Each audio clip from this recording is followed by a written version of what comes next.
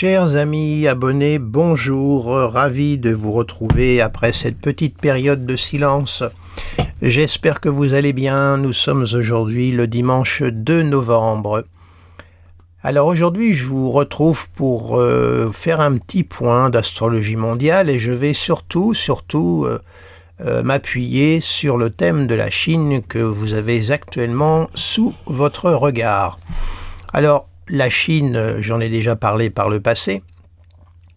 À titre informatif, je vous renvoie à une étude que j'avais faite bien avant la pandémie, où j'avais fait un grand panorama d'astrologie mondiale qui courait jusqu'en 2026, et je m'étais pas mal penché sur le cas de la Chine, et cela m'avait amené à faire la prévision suivante que au cap de 2019-2020, nous allions avoir une grave crise économique sur le plan mondial et que celle-ci proviendrait vraiment de la Chine. Alors certes, je n'avais pas du tout prévu que ça pouvait être une pandémie, il est vrai. J'avais misé ça sur un grand déséquilibre économique, mais d'un autre côté, il est vrai que cette pandémie a occasionné un déséquilibre économique sur le plan mondial, et on en essuie encore aujourd'hui, on en éponge les conséquences, puisque je vois à Paris le nombre de commerces qui tirent les rideaux, qui sont en faillite. On est en train d'éponger le quoi qu'il en coûte et tout ce qui s'ensuit. Donc ça a eu indéniablement un impact sur le plan, je dirais, économique. Sur ce point, je tiens à saluer André Barbeau qui avait annoncé, lui, bien avant, qu'au cap 2019-2020, nous allions vivre une grave pandémie. Il avait fait cette annonce-là bien avant et je tenais par la même occasion à saluer, je dirais, l'âme de ce cher André. Alors, je vous présente le thème de la Chine parce qu'il est manifestement évident, au vu des mouvements planétaires que la Chine va connaître et connaît déjà actuellement, que ce pays va être au centre de la politique mondiale. Bon, alors vous me direz, la Chine a toujours été un pays très puissant, un régime très fort, et c'est très compliqué de comprendre la Chine parce que la Chine s'est ouverte au libéralisme, au capitalisme, pour résumer ma pensée, mais intrinsèquement, idéologiquement, ça reste un pays communiste. Il suffit de voir le fonctionnement interne de ce pays, c'est Big Brother à la puissance 50, à la puissance 100. La surveillance constante du citoyen. Souvenez-vous, durant la pandémie, comment ils ont réglé le problème. Les gens étaient carrément murés chez eux. Enfin, ça a été d'une violence inouïe. Sans oublier la bulle économique sur le plan immobilier qui a été une catastrophe parce qu'ils ont construit des immeubles qui ne sont pas habités. Bref, il y a eu une excroissance, il y a eu quelque chose d'absolument, une amplification sur tous les plans qui a été extrêmement inquiétante et extrêmement violente sur différents plans. Donc c'est un pays, c'est une culture, la Chine est une vaste culture très très riche. Il est vrai que c'est un pays à travers son histoire qui a subi de nombreuses invasions, le Japon, les Américains qui avaient importé l'opium pour pouvoir anéantir le peuple chinois. Bref, c'est un peuple qui à travers son histoire a une histoire quand même assez douloureuse. Et aujourd'hui, il est manifestement évident que la Chine va prendre sa vengeance. Quand la Chine s'éveillera, comme l'avait dit Pierre Fitt, nous y sommes. La Chine s'éveille et elle va s'éveiller de plus en plus. Et contrairement à certains commentaires d'économistes, alors je ne suis pas économiste non plus, mais tout de même, quand je vois certains économistes qui ont tendance à minimiser le rôle futur de la Chine sur l'échiquier mondial, je suis un peu surpris. Parce que quand je vois ce qui va se préparer astrologiquement parlant, ce n'est pas ce qui ressort. Alors, la Chine naît sous le signe de la balance, vous voyez, vous avez la carte du ciel sous les yeux. Vous savez que la symbolique planétaire en astrologie mondiale change. La Lune symbolise le peuple, le Soleil c'est le pouvoir central, Mars c'est la guerre, Pluton c'est la terreur, Vénus c'est ce qui régit la vie culturelle, Mercure également, mais ce qui va également régir les relations diplomatiques, etc., etc. et Uranus qui peut amener des réformes, voire des révolutions. Voilà. Il faut bien avoir ça en tête quand on étudie des thèmes astrologiques sur le plan mondial. Alors je tiens aussi à vous signaler que je ne suis pas un spécialiste en géopolitique.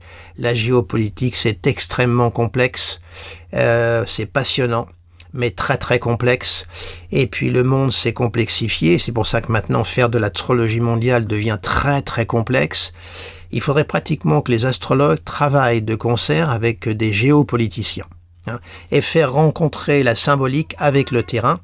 Et peut-être que là, nous arriverions à des résultats extrêmement intéressants. Donc moi, mon propos va en rester uniquement, bien sûr, sur le plan astrologique. Alors, je vais positionner les transits immédiatement. Voilà. Alors, je vais juxtaposer. Voilà. Alors là, à votre droite, vous avez le ciel d'aujourd'hui, de novembre. Il est 7h40, vous voyez, heure à laquelle je vous parle. Voilà l'état du ciel. Vous voyez qu'on a actuellement un grand trigone d'eau. Un Jupiter exalté en Cancer, un Soleil en Scorpion, Mars en Scorpion, il va sortir bientôt. Lune, Saturne, Neptune, là, en Poisson. Un Mars qui est opposé à Uranus, là. Donc, les natifs des signes des derniers décans, là, attention à vos réactions, à le toutim. C'est très intéressant de regarder les transits de Mars parce que ce sont des transits qui sont très réactifs. Donc on voit qu'il y a un ciel quand même qui est marqué par un Mars assez puissant. Voilà. Et donc on a ce ciel-là présentement à droite. Alors, si on le superpose, voilà, au thème de la Chine, qu'est-ce qu'on voit? On voit qu'il y a un Pluton qui est actuellement dans la maison 12. Ce Pluton, pour le moment, ne fait pas d'aspect particulier, mais il est là en maison 12.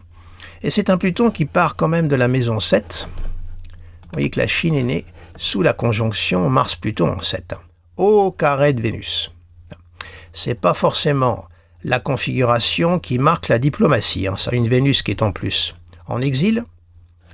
Et deux planètes, je dirais, incendiaires, puisque Pluton, pour moi, on peut l'associer à l'élément feu, même si on est toujours très partagé dans la communauté astrologique, mais Pluton, c'est quand même de l'énergie nucléaire, c'est pas, voilà, c'est pas l'eau d'une rivière ni l'eau d'un lac, Pluton.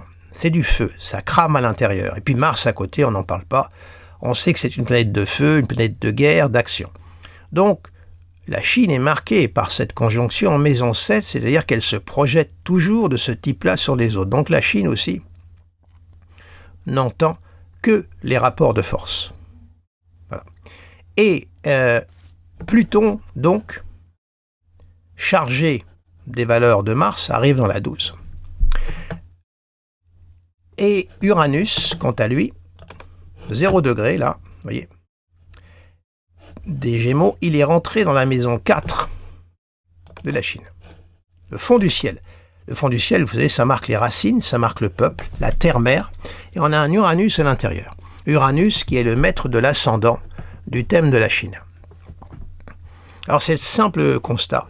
Un Pluton qui va arriver tranquillement sur l'ascendant, un Uranus qui va rentrer dans la maison 4, et l'ensemble va aspecter le soleil de naissance de la Chine par trigone. Il est manifestement évident que la Chine va connaître un essor, une transformation intérieure. L'ascendant, ça peut marquer l'identité du pays, et le fond du ciel qui marque la structure également. Donc, je ne suis pas en train de vous annoncer qu'il va y avoir une révolution en Chine. Vu le régime, vous imaginez, c'est très difficile, mais en même temps, il faut se méfier parce que quelquefois, il y a des inattendus. Et l'inattendu avec Uranus, il faut toujours...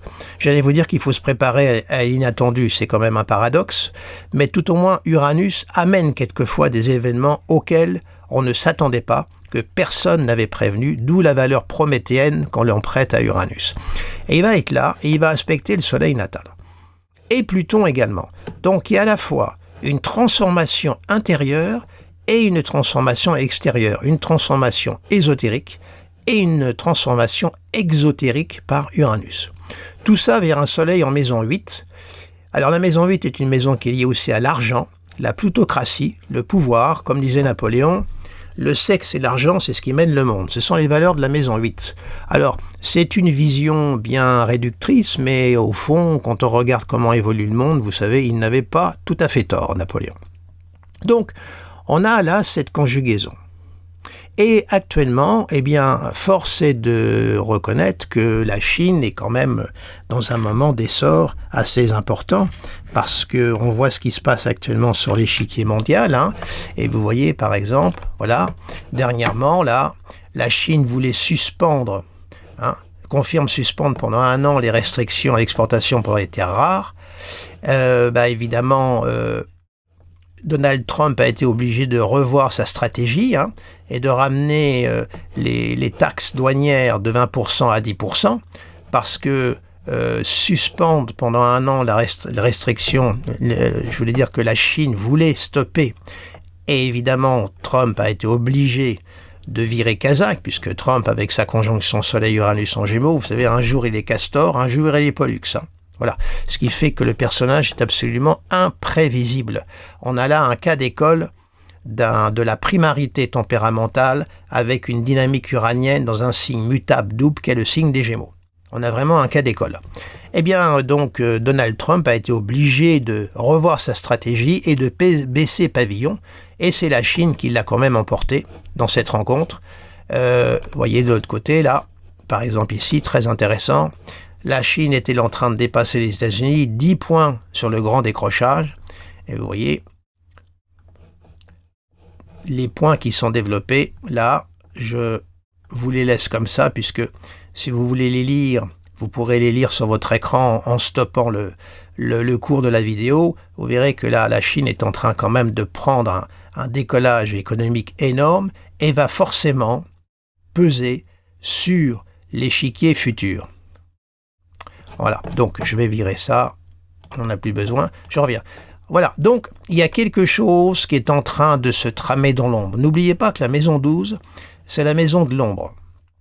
C'est aussi la maison de ce qui se trame en secret. Les bruits de couloir, les complots, tout ça, ça relève de la maison 12. Voilà. Et là, on a un Pluton qui arrive là, en 12. Alors, vous savez, la Chine est régie par le cycle Saturne-Pluton.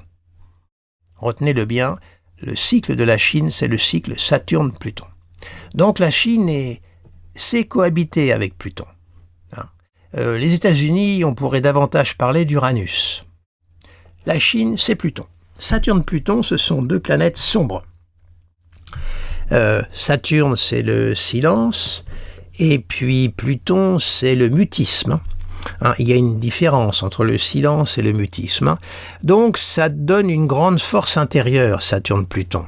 Ça donne une grande résistance.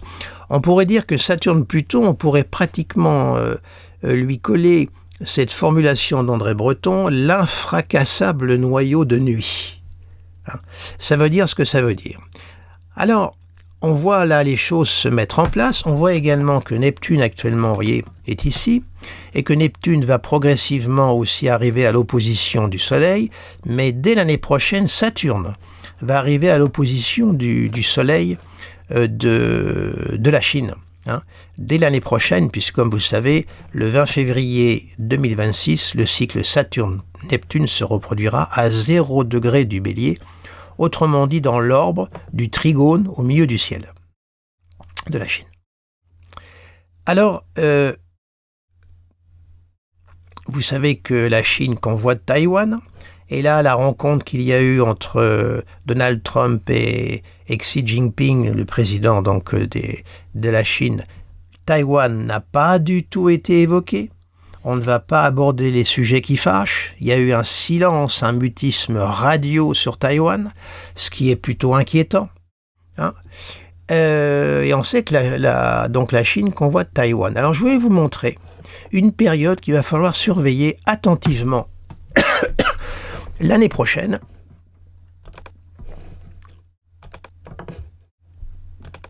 La première nouvelle lune qui va correspondre au calendrier chinois. La première nouvelle lune aura lieu le 19 janvier 2026. Je ne sais pas que dans le calendrier chinois, à quel animal ça va correspondre, d'ailleurs. Mais quoi qu'il en soit, il va y avoir une nouvelle lune, là, vous voyez, qui va se faire dans les derniers degrés du signe du Capricorne. Il va y avoir une concentration, toute fin Capricorne. Et rappelez-vous que là, ces degrés-là de concentration planétaire correspondent à l'ancienne concentration lors de la pandémie où il y avait eu la conjonction Jupiter-Saturne-Pluton qui s'était fait dans les tout derniers degrés du Capricorne. Et là, on va avoir une concentration planétaire qui va se faire là dans la maison 12 de la Chine avec cette nouvelle lune. Et qu'est-ce que l'on voit aussi se former progressivement? Mars qui va aller rejoindre Pluton. Alors, je vais vous montrer ça. On va faire plus un mois. Je pense que ça devrait aller. Ah, c'est un peu trop. On va avancer jour par jour puisqu'on peut se l'autoriser avec ce logiciel. Voilà.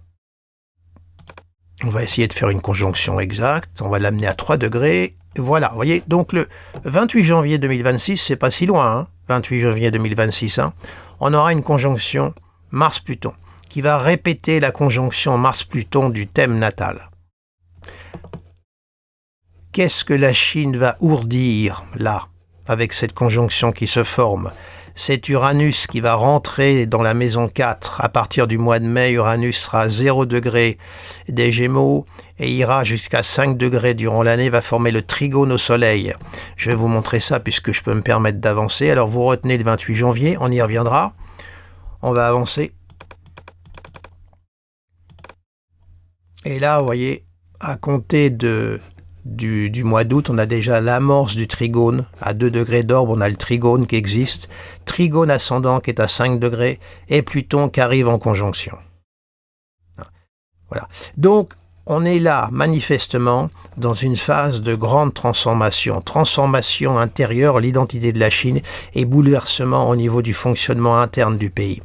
Alors, est-ce que je ne vais pas vous faire de la géopolitique fiction, de la géopolitique sauvage, comme il y en a qui vous font de la psychanalyse sauvage à travers l'astrologie. Mais est-ce que la Chine, là, avec ce Neptune en maison 2 qui régit le secteur économique en astrologie mondiale, est-ce que la Chine va lancer une offensive sur Taïwan? Et les États-Unis seront obligés de s'écraser mollement parce que avec les accords économiques qui viennent d'être passés, l'extraction, l'exploitation des terres rares et les États-Unis en ont besoin et il n'y a pas que les États-Unis. Enfin, n'oublions pas les liens qu'il y a entre la Chine et la Russie. J'avais fait une vidéo là-dessus également, un article, sur mon site internet auquel je vous renvoie. Donc, de toute façon, n'oublions pas que la Russie et la Chine ont en commun l'idéologie communiste. Ne l'oublions jamais. Ce sont 2 pays qui sont farouchement contre les valeurs de l'Occident. C'est clair. Est-ce qu'on va arriver là petit à petit à cette phase où on va aller vers un monde bipolaire, une nouvelle guerre froide qui n'a rien à voir avec celle que nous avons connue par le passé? Autrement dit, les pays, antidémocratiques d'un côté et tous les pays dits démocratiques de l'autre. Et bien qu'aujourd'hui, la démocratie, on peut être amené à la revoir et en discuter beaucoup. Mais vous voyez que ce Neptune, là, il n'est pas encore à l'opposition exacte du Soleil, parce que Neptune est une planète très lente, mais tout au moins, il va être au carré d'Uranus. Il sera au sextile de l'ascendant et il va activer Pluton. Donc, on est là à un moment de l'histoire là, de la Russie où la Russie va bouger. Il va y avoir un mouvement intérieur qui va se passer et contrairement à ce qu'on peut raconter, je pense que la Chine va tenir un rôle de premier plan sur le plan mondial et ça va toucher forcément, c'est la maison 8, c'est la maison à l'origine du Scorpion, de Pluton, ça va toucher tout ce qui est lié aussi à... Comment pourrais-je vous dire, à l'argent, bien entendu, puisque je vous l'ai dit tout à l'heure, c'est le monde de l'argent, la plutocratie. Alors, c'est la 8, c'est une maison qui est très secrète, très intérieure, la 8. Il faut toujours se méfier de ce qui sort de la maison 8. Soit c'est une maison qui est transcendée, ou alors c'est une maison qui vous amène de la saloperie, du côté pestilentiel.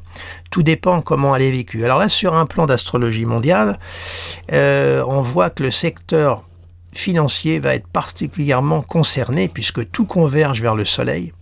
et que le Soleil maîtrise quand même la conjonction Mars-Pluton du thème. Donc est-ce que la Chine va vraiment entrer en conflit pour des raisons économiques et va convoiter Taïwan? Tout au moins, c'est un exemple que je donne, parce que la Chine ne va pas lâcher l'affaire concernant Taïwan, vous pouvez bien l'imaginer. La Chine, la Russie, Saturne-Pluton pour la Chine, Saturne-Neptune pour la Russie, il y a tous les deux Saturne. Ils font du temps un allié et de la patience un allié. Ces deux pays-là ont Saturne en commun. C'est pas la fulgurance, la nervosité, l'agitation d'Uranus. C'est tout le contraire. Ils ont ça en commun. Saturne creuse, lentement, sûrement et en silence. C'est symboliquement le signe du Capricorne. Le Capricorne est représenté par quoi? Par une chèvre qui sort de l'eau avec une queue de poisson et qui grimpe la montagne. Vous voyez un petit peu l'image. Vous voyez un petit peu le truc. Donc, attention à ce qui peut se passer à ce moment-là. D'autant plus que vous voyez que ce thème de la Chine, si on superpose le thème de Poutine est Balance, ça se superpose là. Donc, on sait les liens militaires qu'il y a entre la Chine et la Russie, etc., etc. Donc, on est à un moment là de notre histoire sur le plan politique mondial où la Chine va occuper une place de plus en plus importante. Il va falloir la surveiller de très très près.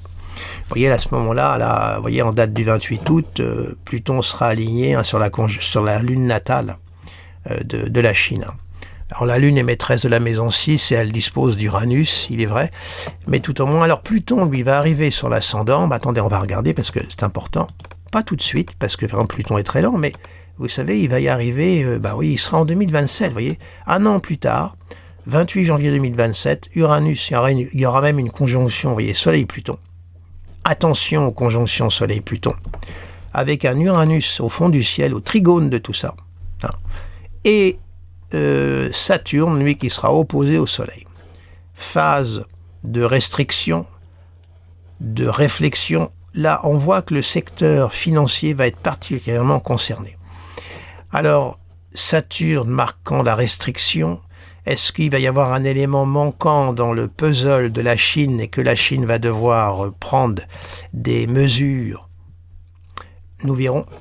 D'ailleurs, ce qu'il va falloir aussi surveiller, là on a un Jupiter qui va transiter la conjonction Mars-Pluton. Attention à l'effet amplificateur de Jupiter, mais surtout Mars est ici. Et moi, ce que je voudrais voir, justement avec vous, c'est ça.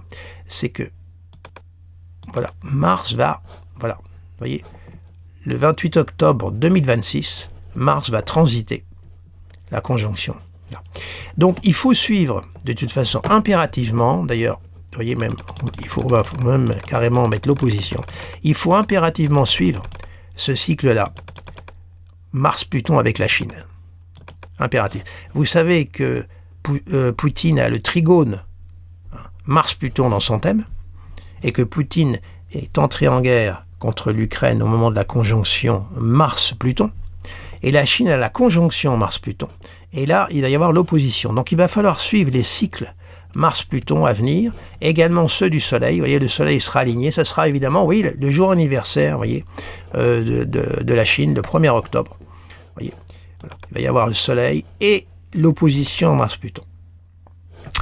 Donc, ceci pour vous dire quoi? Eh bien que la Chine va occuper une place de plus en plus importante sur l'échiquier mondial, qu'on peut s'attendre à des sursauts intérieurs, peut-être des remises en question, c'est ce que Uranus impose, et également Pluton. Pluton va demander peut-être à la Chine de revoir certaines de ses valeurs, de ses orientations, Pluton sur l'ascendant. C'est l'identité, l'ascendant, c'est l'identité d'une nation. C'est Pluton. Alors Pluton, évidemment, je ne veux pas faire de la politique terreur, mais c'est également la terreur et c'est également l'énergie nucléaire.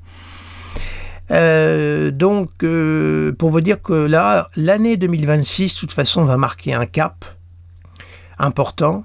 Alors je sais que on ne cesse de vous rebattre les oreilles avec l'année 2026, mais je tiens à vous dire que moi je pense que On en a encore jusqu'au mois de janvier-juillet 2026, à être dans une situation de grande instabilité, avec le cycle Saturne-Neptune actuellement qui se forme, qui est un cycle d'indécision. Saturne-Neptune sont deux énergies qui sont totalement opposées. On le voit bien dans les vies individuelles des uns et des autres en ce moment.